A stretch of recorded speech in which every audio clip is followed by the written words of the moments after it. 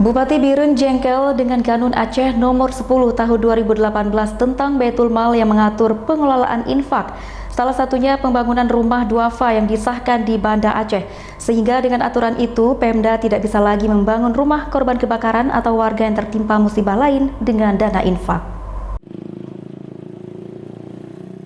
Beginilah kondisi korban kebakaran rumah di Dusun Mane, Desa Benyot, Kecamatan Juli, Kabupaten Birun. Sejumlah korban kebakaran masih bertahan di tempat pengungsian karena kehilangan rumah dan harta benda yang habis terbakar. Bupati Birun Muzakkar Agani Kamis kemarin mengunjungi dan memberi bantuan kepada keluarga yang tertimpa musibah.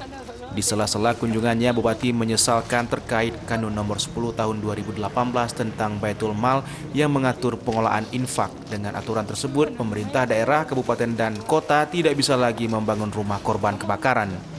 Kanun tersebut hanya mengikat pihak Pemda saja, padahal dana infak tersebut milik kabupaten. Namun dengan kanun tersebut, dana infak di Baitul Mal tidak bisa digunakan untuk pembangunan rumah warga yang tertimpa musibah.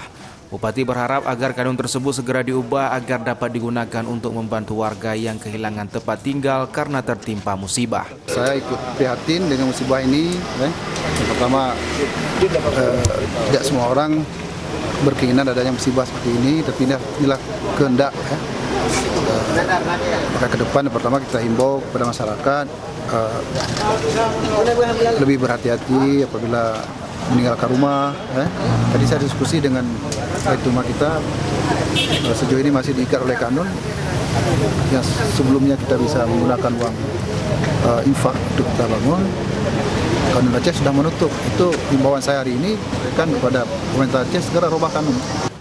Sejumlah bantuan uang dan bahan kebutuhan pokok diserahkan kepada korban kebakaran. Selain itu, para korban kebakaran rumah juga menerima kembali kartu tanda penduduk atau KTP elektronik dan kartu keluarga yang baru sebagai pengganti kartu keluarga yang hilang atau rusak akibat kebakaran.